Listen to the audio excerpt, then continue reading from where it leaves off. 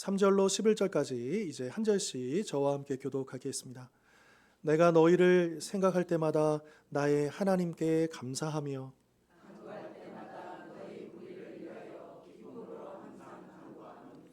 너희가 첫날부터 이제까지 복음을 위한 일에 참여하고 있기 때문이라.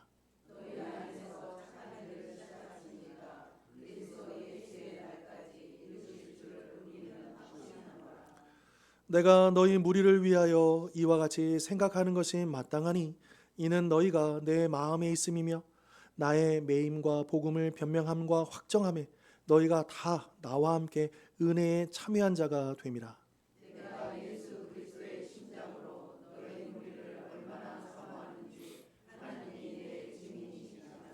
내가 기도하노라 너희 사랑을 지식과 모든 총명으로 점점 더 풍성하게 하사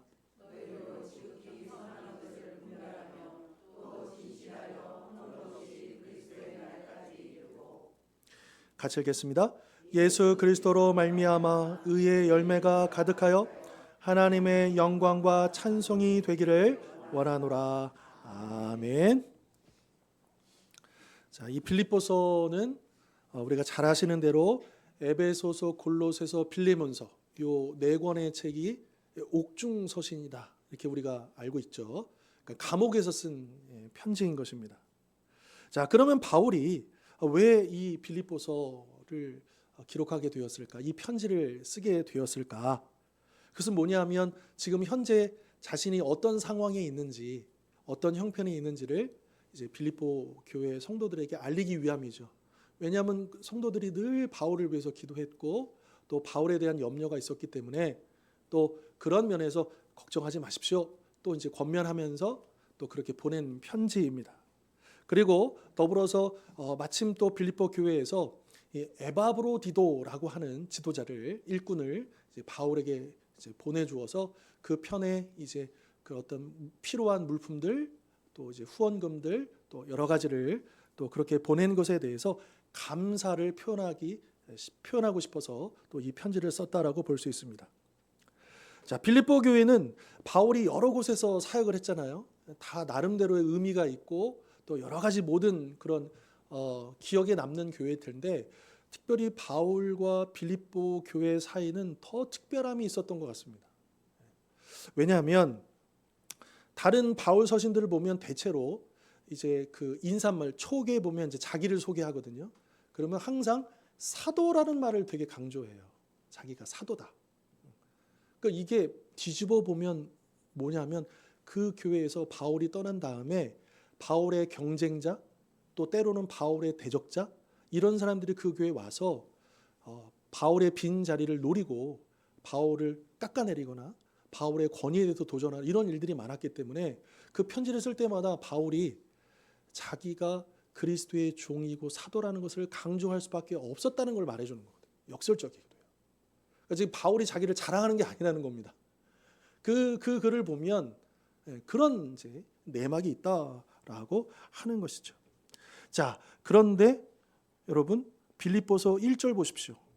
바울은 그냥 예수의 종이다 이런 말은 써도 사도란 말은 굳이 쓰지 않습니다. 왜 그렇습니까? 그런 말을 쓰지 않아도 될 만큼 이 빌립보 교회 성도들은 바울을 사도로 인정하고 그를 존경하고 그에게 무한한 신뢰를 보내주었기 때문인 것이죠. 그러니까 바울이 여러 사역들을 감당하면서 힘들고 지칠 때마다 큰 위로가 되고 격려가 된 교회가 바로 빌립보 교회였다라고 하는 것을 알 수가 있는 것이죠. 그래서 이 여러 교회들 중에서도 바울과 빌립보 교회 사이에는 더 그런 특별한 관계가 있었다라고 하는 것입니다. 그럼 바울이 언제 이 빌립보 교회를 세웠느냐? 이제 2차 선교 여행 때 바울의 계획은 이 지금의 이제 터키 땅을 중심으로 그 이 당시에는 아시아라고 하는 행정구역이죠. 아시아라는 행정구역의 수도가 에베소입니다. 그래서 이 아시아라는 지역을 통해 이제 복음을 전하려고 계속 하고 있는데 이상하게 하나님은 자꾸만 그 길을 막으시다가 아시아에 있는 서쪽의 맨 끝쪽 항구 도시 드로아까지 인도하십니다. 그러다가 그 드로아에서 바울이 꿈속이었는지 기도 중이었는지 모르지만 환상을 봐요. 무엇을 보느냐?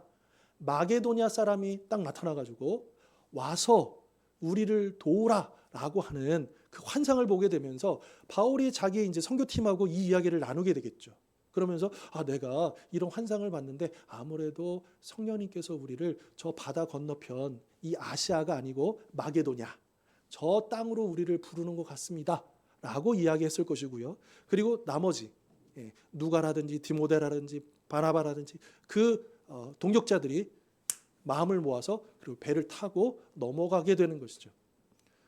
그래서 이 2차 선교 여행 때 배를 타고 저 마게도냐로 넘어가는 이 장면을 유명한 영국의 역사학자는 이 바울이 배를 타고 가는 그 역사적인 순간이 이 유럽 지역을 변화시켰다.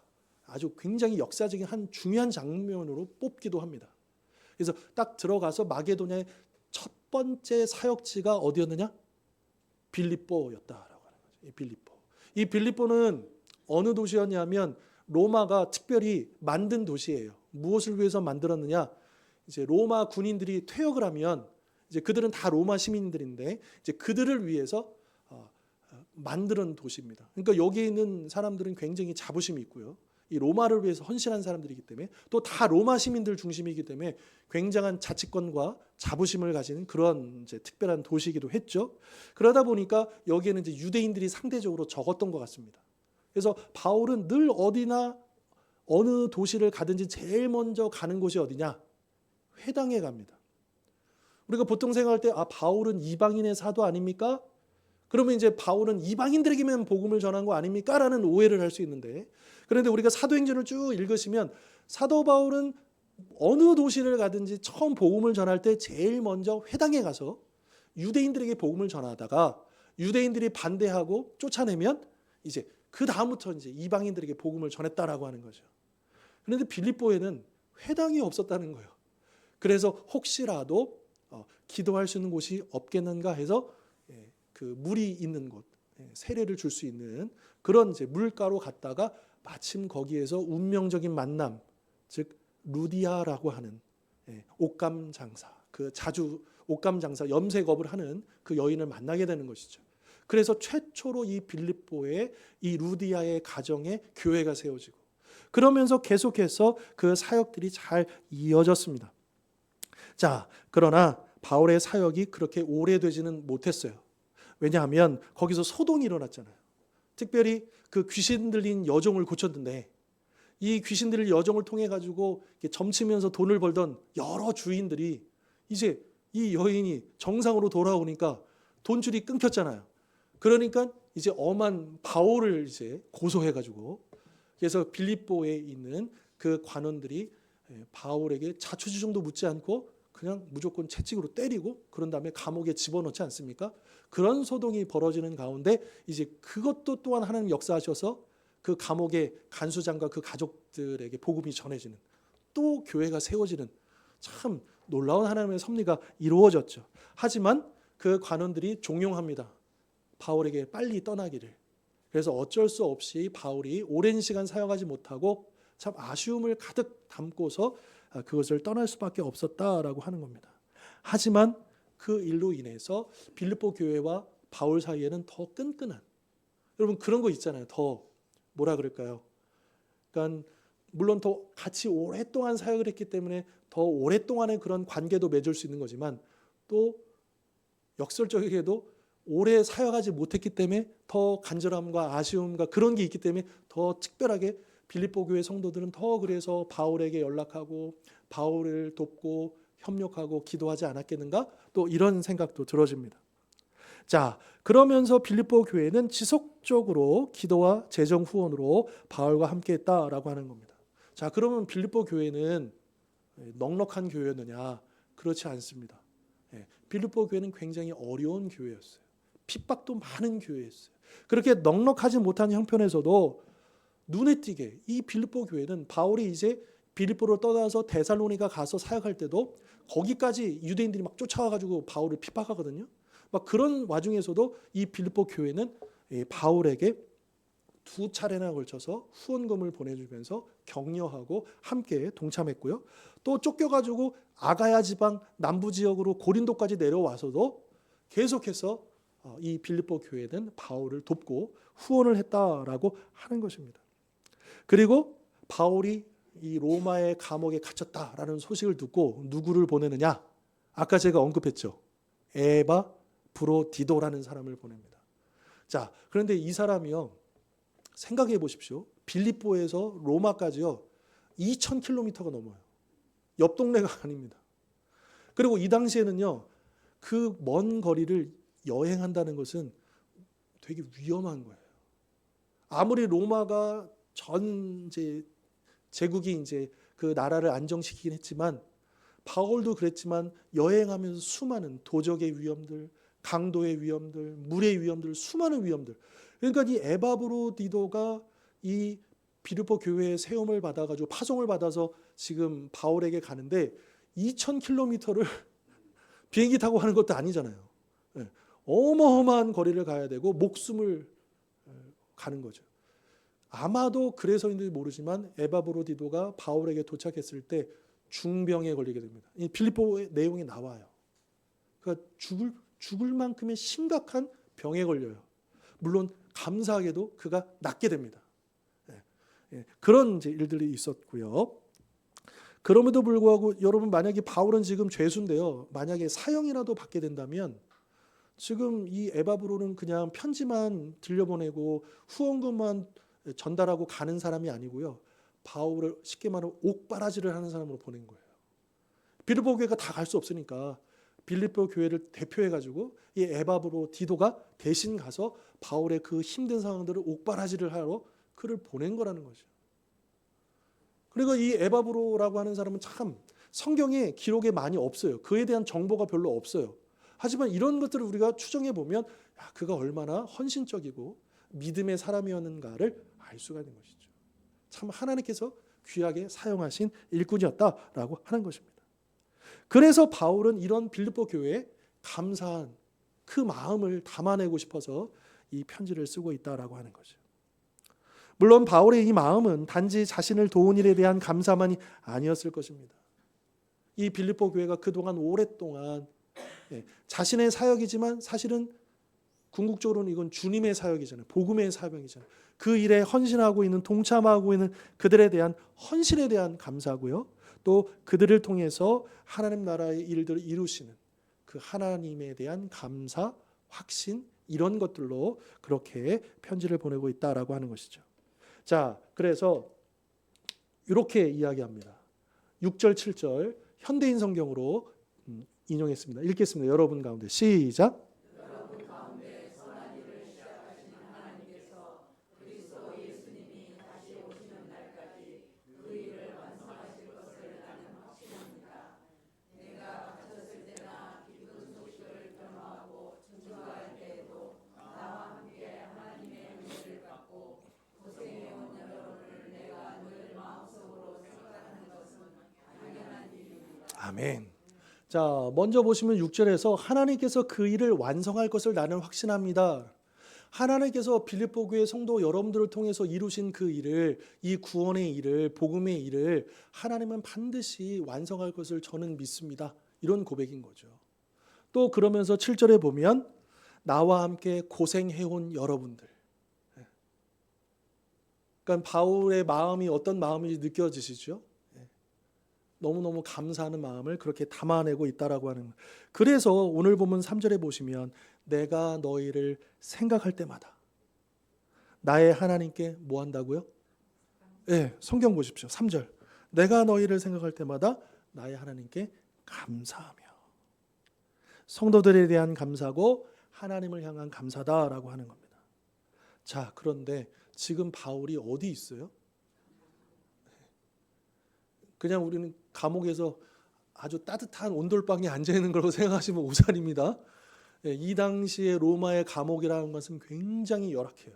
빛도 들어오지 않고 굉장히 그러니까 참 거기서 생활하는 것 자체가 아마 여러분들 거기에 한 반나절만 있어 보십시오. 견딜 수 없을 거예요. 그런 감옥에 지금 있는 거예요. 그런데 지금 바울이 뭐 하고 있어요? 감사하고 있는. 여러분 1절 15절 보실까요? 1장 15절 어떤 이들은 지금 빌립보 교회에 어떤 이들은 투기와 분쟁으로 또 어떤 이들은 착한 뜻으로 그리스도를 전파하나니 17절 그들은 그러니까 투기와 분쟁으로 그리스도를 전파하는 자들을 얘기하는 거예요. 그들은 나의 매임과 괴로움을 더하게 할 줄로 생각하여 순수하지 못하게 다툼으로 그리스도를 전파하느니라. 지금 이 빌립보 교회에 어떤 사람들이 지금 바울이 매여 있다라고 하는 것을 염두해 가지고 그러니까 선한 뜻이 아니라 이 바울의 마음이 아프도록 그런 불순한 목적을 가지고 복음을 전하는 사람들이 있었다는 거예요. 물론 바울은 어떤 뜻으로 어떤 동기로 하도 결국에는 그리스도가 전파되니 나는 상관이 없습니다.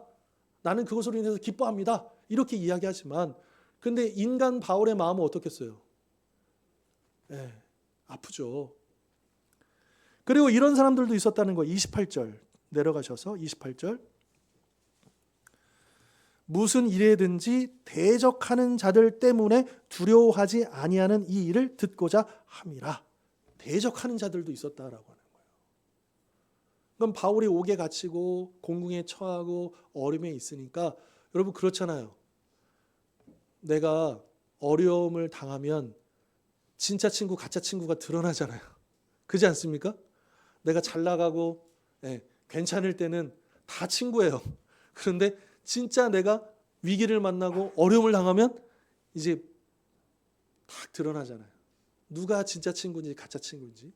마치 그와 같았다라고 하는 겁니다.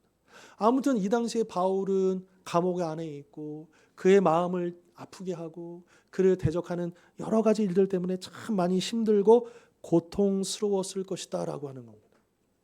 그럼에도 불구하고 그가 쓴 편지의 첫 마디가 뭐였어요? 감사합니다. 그러면 바울은 자신이 처한 그런 상황들, 그 환경들을 뛰어넘어서 어떻게 감사할 수 있었을까요? 바울이니까 그렇게 할 수 있죠. 물론 우리가 이렇게 원론적인 대답을 할 수도 있겠지만 그런데 그럼 바울이 어떻게 해서 그렇게 자기의 환경에 얽매이지 않고 그것을 뛰어넘는 감사를 할 수 있겠는가? 그 이유는 바로 그가 하나님과의 깊은 교제를 유지하고 있었기 때문입니다. 그 증거가 뭐냐면 3절 다시 보실까요? 바울이 하나님을 뭐라고 부르고 있어요?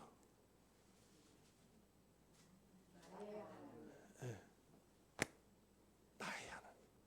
이 표현이 아무것도 아닌 것 같지만 이 한마디에 바울이 하나님과 지금 어떤 영적인 교제를 이루고 있는지를 단적으로 말해주는 거예요.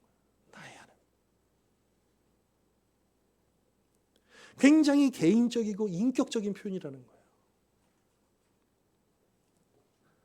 지금 바울은 비록 감옥에 갇혀 있고 또 그의 마음을 힘들게 하는 상황들이 많이 있지만 그러나 그 모든 상황 속에서도 바울은 누구를 의지하고 있는 겁니까?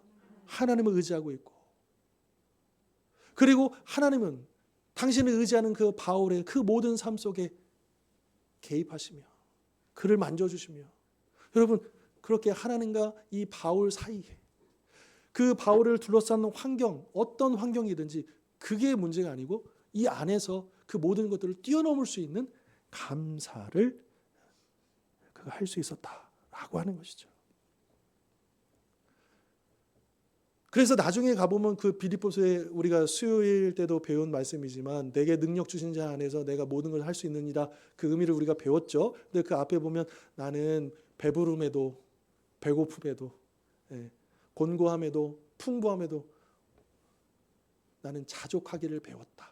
감사하기를 배웠다. 그러지 않습니까? 그 원동력이 뭐냐면 매일매일 하나님과의 깊은 교제예요. 이처럼 하나님과의 친밀한 또 깊은 그 교제는 우리 성도들에게 상황과 환경을 뛰어넘어 항상 감사할 수 있는 원동력이 된다라고 하는 거죠.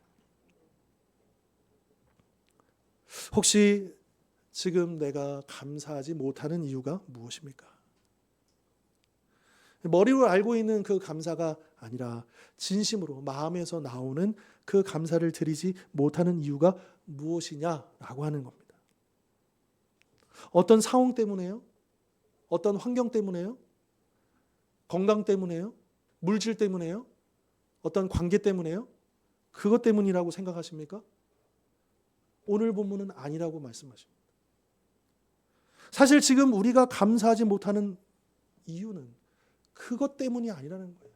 그 환경 때문이 아니라는 거예요. 그 조건 때문이 아니라는 거예요.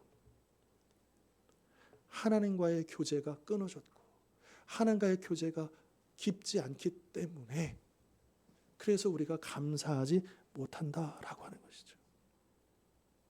물론 하나님, 나 너무 힘들어요. 너무 지쳐 있어요. 그래서 하나님과의 교제가 쉽지 않아요. 말씀 보기가 쉽지 않아요. 기도할 여유도 없어요. 그럴 만한 힘도 없어요. 이렇게 말할 수도 있겠지만 오히려 반대로 그렇기 때문에 하나님 더 붙들 수밖에 없어요. 하나님 더 의지할 수밖에 없어요. 더 하나님 그 안으로 들어갈 수밖에 없어요. 이런 고백이 나와야 되지 않겠습니까? 아마 우리 성도님들 그런 경험 해보셨을 겁니다. 너무너무 힘들어요. 문제가 하나도 해결되지 않아요. 감당할 힘도 없어요. 그런데 기도하고 기도하다 보면 정말 밑도 끝도 없이 올라오는 기쁨과 감사가 있어요. 찬양이 있어요.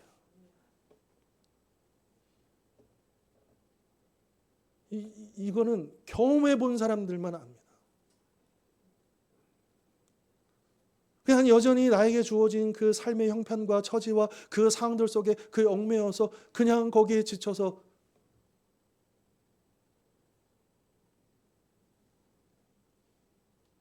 감사가 아니라 불평과 원망과 그냥 넋두리 하면서 살아요. 하지만 정말 그럴수록 더 하나님을 의지하고 하나님 앞에 나아가기를 힘쓰고 그럼 우리가 진짜 살기 위해서라도 하나님 앞에 나가야죠. 하나님 붙들어야죠. 그러나 우리가 그렇게 기도할지라도 당장 문제가 해결되지 않습니다. 그래요. 환경이 당장 바뀌는 건 아니에요. 하지만 그 어떤 문제도 어떤 상황도 능히 감당하고 그 안에서 샘솟는 그 기쁨과 감사가 흘러나올 수 있다라고 하는 거예요. 그럼 바울이 감옥에서 뭐 했겠습니까?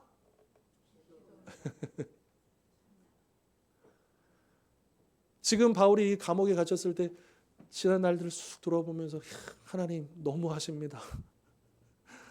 내가 이렇게 다메섹에서 주님 만나고 내 일평생을 들여가지고 그렇게 수고하며 달려왔는데 내 인생의 마지막이 이겁니까?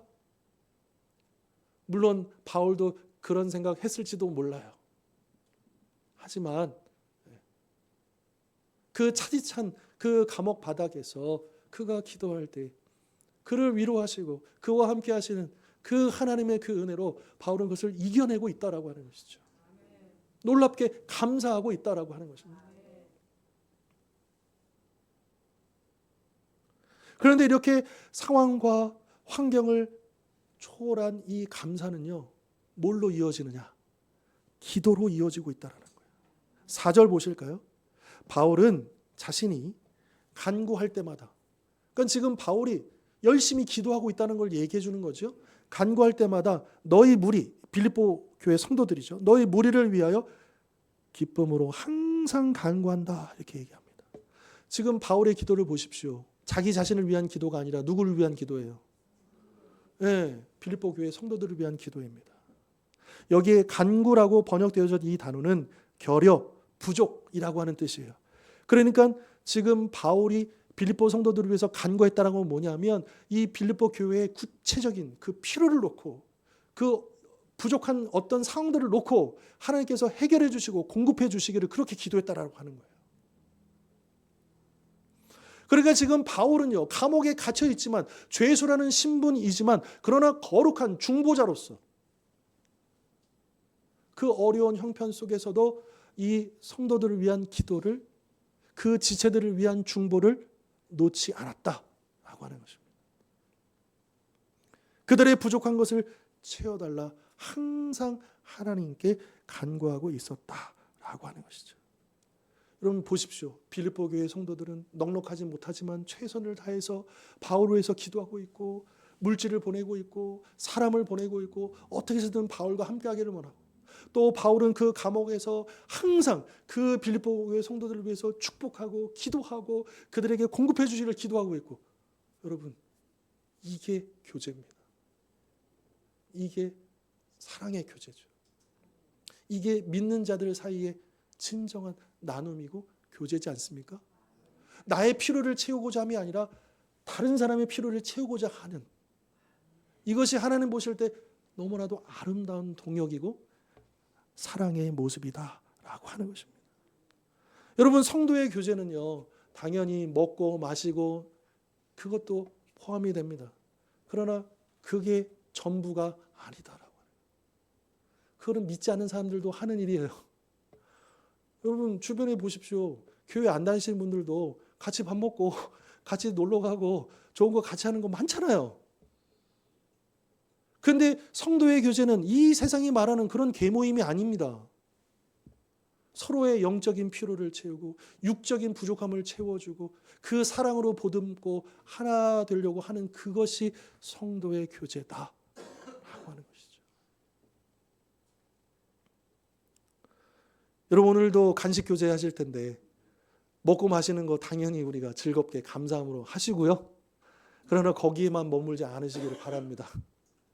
그 안에 서로에 대한 관심과 기도 제목들이 나누어지고 그리고 그 기도 제목들을 가지고 가셔서 한 주간 그 제목을 놓고 간절히 그렇게 기도하실 수 있기를 바랍니다. 한편 바울의 기도에는 한 가지 특별함이 있습니다. 그것은 무엇이냐? 바울이 지금 4절에 보시면 항상 간구한다고 했는데 그 앞에 어떻게 간구한대요? 기쁨으로. 물론 지금 바울이 누리는 기쁨은요, 빌립보 교회가 어려움 중에도 믿음으로 잘 서 있다는 그것으로 인해서 기쁨이 있을 수도 있고, 또 이 에바브로디도가 와가지고 자기를 위로해주고 격려하는 그런 기쁨도 있을 수 있겠죠. 그러나 지금 여기서 말하는 이 바울이 말하는 그 기쁨은 지금 기도하는 중에 나오는 기쁨이에요. 중보하면서 나오는 기쁨이에요. 이 기쁨은 내가 맛있는 걸 먹고 좋다, 좋은 사람 만나서 좋다, 이 기쁨하고는 비교가 안 돼요. 이거는 기도하는 사람만이 누릴 수 있는 것입니다. 기도할 때 우리가 맛볼 수 있는 진짜 기쁨입니다. 여러분 어떤 기쁨을 지금 원하십니까? 어떤 즐거움을 원하십니까? 내 육체의 그 즐거움이 물론 나쁜 건 아니죠. 그러나 그것은 얼마 가지 못합니다. 그러나 정말 기도할 때, 뜨겁게 그 지체를 위해서 기도할 때 주어지는 그 기쁨은 이 세상의 어떤 기쁨하고 비교조차 할 수 없다는 것을 여러분 꼭 기억하시고 또 그 기쁨을 누리실 수 있기를 바랍니다. 여러분 그 기쁨을 맛보면요, 더 기도할까요? 덜 기도할까요? 더 하고 싶어집니다. 억지로 되는 게 아닙니다. 오늘날 우리 성도들이 누려야 될 기쁨이 무엇이냐? 이 세상에서 잘 나가고 성공하고 뭐 좋은 직장 들어가고 사업이 잘 풀려지고 이런 기쁨은요, 세상 사람들도 다 원하는 기쁨이잖아요. 고작 그것을 우리가 구합니까? 세상이 알 수도 없는, 세상이 이해할 수도 없는 그런 신비한 그 기쁨을 우리가 누려야 되지 않겠습니까? 어디서요? 기도의 자리에서요. 중보의 자리에서요. 그 골방에서 또 합심으로 기도하는 그 자리에서 뜨겁게 그 지체들을 위해 기도할 때, 그 영혼들 구원해 달라고 기도할 때 하나님 주시는 그 기쁨을 누리실 수 있기를 바랍니다. 혹시 하나님 지금 제 문제도 지금 버거워요. 제 코가 석자예요. 지금 나를 위해서 기도도 제대로 못하는데 누굴 위해서 제가 기도해요? 요즘 즐거운 일이 뭐 있습니까? 그냥 이렇게 사는 거죠. 여러분 그렇게 사실래요? 믿음 없는 사람처럼 그렇게 사시겠습니까? 그냥 그렇게 원망 아닌 원망처럼. 여러분 우리가 가진 믿음이 무엇입니까? 우리에게 주신 소망이 무엇입니까? 우리가 그것을 뛰어넘을 수 없다고 한다면 우리의 믿음이 도대체 무엇입니까? 우리의 확신이 무엇입니까? 하나님을 굳게 붙잡고 지체들을 위하여 뜨겁게 기도하여서 바울이 말하고 있는 그 기쁨이 무엇인지를 직접 경험하실 수 있기를 바랍니다. 마지막으로 바울은 이 빌립보 교회 성도들을 정말 사랑했습니다. 8절 보십시오. 내가 예수 그리스도의 심장으로 너의 무리를 얼마나 사모하는지 누가 증인이시라고요? 하나님이 증인이시다. 예수 그리스도의 심장이 자기 안에 있다는 거예요. 그리고 그 심장에 너희 빌립보 교회 성도들이 있다는 거죠. 이거는 이 바울의 사랑이라고 하는 것이 사역자와 성도의 이런 일반적인 관계를 얘기하는 게 아닙니다. 그리고 바울 자신의 인간적인 사랑이 아니라 예수 그리스도의 심장으로, 그분의 사랑으로 지금 성도들을 사랑하고 있다라고 고백하고 있는 거죠. 자, 그런데 더 중요한 것은 그가 앞에서도 항상 간구한다고 했는데 그가 항상 간구할 수 있던 이유가 바로 여기 있음을 알고 있는 거예요. 그가 사랑했기 때문에. 빌립보 교회 성도들을 사랑했기 때문에 그들을 위해서 뭐 했다고요? 기도했다라고 하는 거예요. 여러분 9절 보십시오. 그가 사랑을 고백하면서 뭐라고 그 다음 이어지는 그래서 내가 뭐 하노라? 기도하노라. 우리가 가족을 사랑하고 지체를 사랑하고 이웃을 사랑한다면 그들을 사랑하는 최고의 방법이 뭐라고요?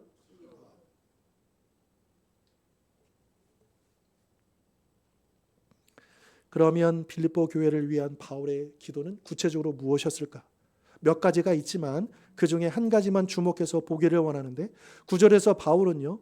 성도들의 무엇이 풍성해지를 지금 구하고 있습니까? 네.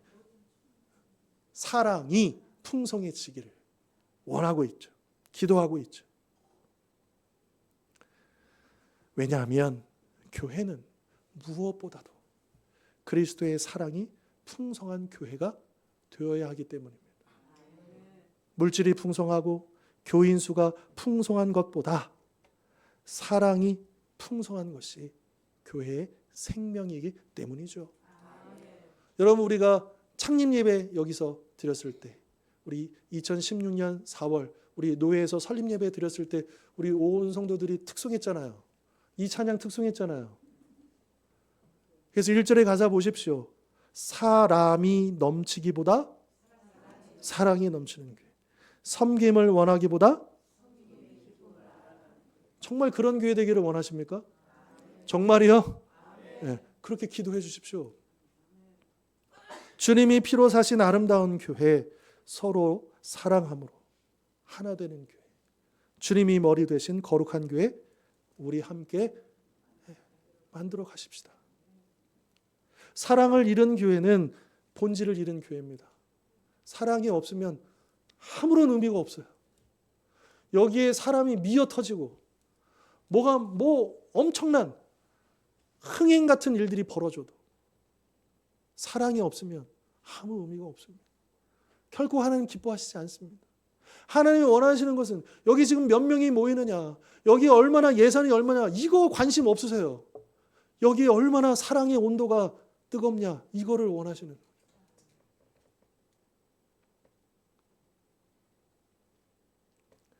그래서 우리 요한계시록 그 2장에 보면 에베소 교회를 향해서 사랑을 잃어버린 그 에베소 교회를 향해서 촛대를 뭐 하시겠다는 거예요.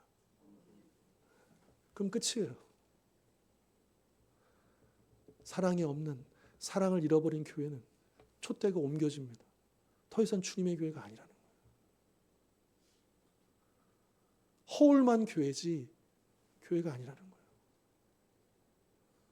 그 어떤 것보다도 사랑보다 앞설 수가 없습니다.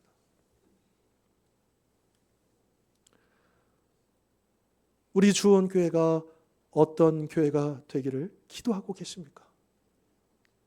무엇이 풍성해지기를 구하고 계십니까? 우리가 내년 이제 1월 첫 주면 9주년이고요. 이제 후년이면 10주년을 앞두고 있는데 그럼 우리 교회가 어떤 교회 되기를 구하고 계십니까?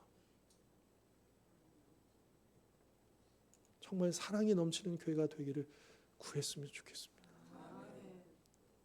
사랑이 흘러넘치는 교회. 그렇게 우리가 함께 꿈꾸고 함께 세워가고 사랑하는 거하고 좋아하는 것은 다른 개념입니다. 좋아하는 것은 그냥 좋은 거예요. 근데 사랑하는 거는 안 좋은 것도 다른 것도 품는 거예요. 인정하는 거예요.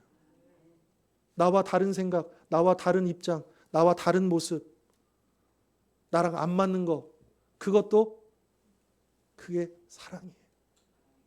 아, 이 사람은 원래 나랑 안 맞아. 그렇게 이야기할 수 있을지도 모르겠지만, 그러나 성경은 우리에게 그건 너에게 사랑이 없는 거야 라고 말씀하고 있습니다.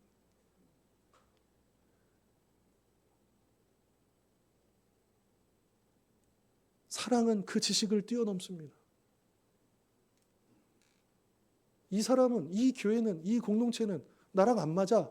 그게 아니고 사랑은요. 그러니까 사랑하라고 나를 부르셨지. 여러분, 우리를 여기에 부르신 이유가 사랑하라고 부르시는 거예요.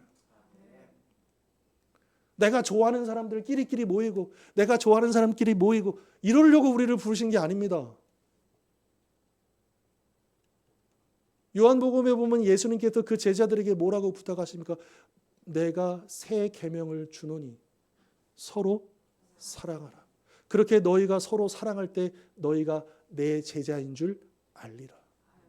여러분, 우리 주원교회가 진짜 주님의 제자인 교회가 되기 위해서는 서로 어떻게 해야 돼요?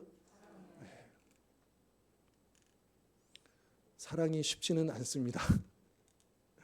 부부간의 사랑도 그렇고 우리 지체간의 사랑도 그렇고 사랑이 그렇게 아름다운 것만은 아닙니다. 사랑하기 위해서 참아야 하고 포기해야 하고 내려놓음이 필요합니다. 인정이 필요합니다. 때로는 내 자존심도 내려놔야 합니다.